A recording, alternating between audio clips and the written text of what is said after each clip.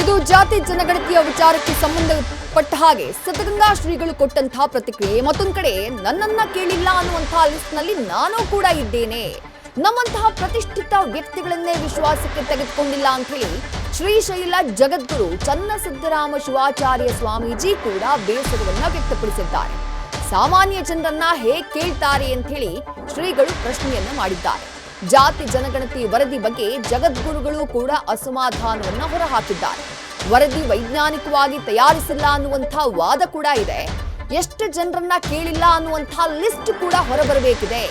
ಎಲ್ಲವನ್ನ ಕ್ರೋಢೀಕರಿಸಿ ಸರ್ಕಾರ ತೀರ್ಮಾನವನ್ನ ಕೈಗೊಳ್ಳಬೇಕು ಅಂತ ಹೇಳಿ ಶ್ರೀಶೈಲ ಜಗದ್ಗುರು ಚನ್ನಸಿದ್ದರಾಮ ಶಿವಾಚಾರ್ಯ ಸ್ವಾಮೀಜಿ ಆಗ್ರಹಿಸಿದ್ದಾರೆ.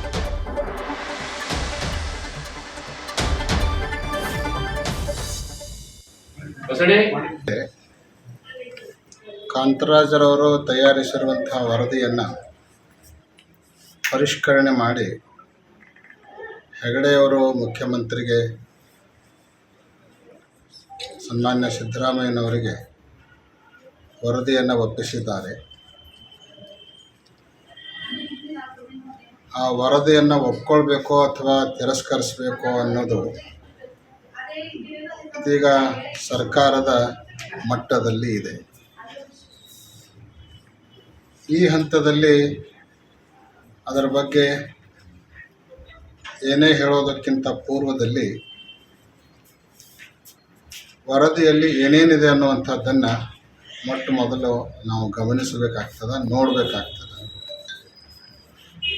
ಅದರ ಎಲ್ಲ ಕಡೆಗೆ ಚರ್ಚೆ ಆಗ್ತಾ ಇರುವಂತಹ ಒಂದು ಮಾತೇನು ಅಂದ್ರೆ, ವರದಿಯನ್ನು ತಯಾರಿಸುವಾಗ ವೈಜ್ಞಾನಿಕವಾಗಿ ಅದನ್ನು ತಯಾರಿಸಿಲ್ಲ, ಪ್ರತಿಯೊಬ್ಬರನ್ನು ಸಂಪರ್ಕಿಸಿ ಅವರನ್ನು ಕೇಳಿ ತಯಾರಿಸಿಲ್ಲ ಅನ್ನುವಂತಹ ಒಂದು ಆರೋಪ ಮಾತ್ರ ಎಲ್ಲ ಕಡೆಗೂ ಕೇಳಿ ಬರ್ತಾ ಇದೆ.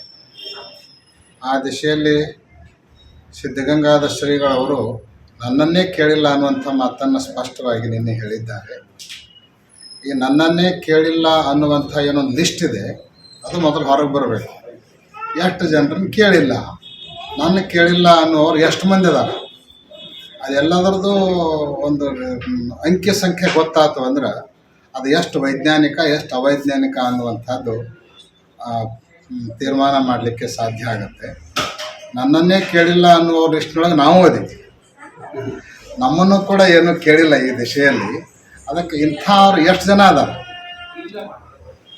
ಅಂದ್ರೆ ಇಂಥ ನಮ್ಮಂಥ ಪ್ರತಿಷ್ಠಿತ ವ್ಯಕ್ತಿಗಳನ್ನೇ ವಿಶ್ವಾಸಕ್ಕೆ ತಗೊಂಡಿಲ್ಲ, ಕೇಳಿಲ್ಲ ಅಂದಮೇಲೆ ಇನ್ನು ಸಾಮಾನ್ಯ ಜನರನ್ನು ಎಷ್ಟರ ಮಟ್ಟಿಗೆ ಕೇಳಲಿಕ್ಕೆ ಸಾಧ್ಯ ಅನ್ನುವಂಥ ಒಂದು ಪ್ರಶ್ನೆ ಸಹಜವಾಗಿ ಎಲ್ಲರ ತಲೆಯಲ್ಲಿ ಉದ್ಭವಿಸ್ತದೆ. ಅದಕ್ಕೆ ಆ ದಿಶೆಯಲ್ಲಿ ಇಂಥ ಎಲ್ಲ ಸಂಗತಿಗಳನ್ನು ಕ್ರೋಢೀಕರಿಸಿಕೊಂಡು ಅದರ ಬಗ್ಗೆ ಸರ್ಕಾರ ತೀರ್ಮಾನ ತಗೊಳ್ಬೇಕು ಅನ್ನುವಂಥ ಮಾತು. ನ್ಯೂಸ್ ಫಸ್ಟ್ ನಿರ್ಭೀತಿಯಿಂದ ನಿಮ್ಮ ಪರವಾಗಿ.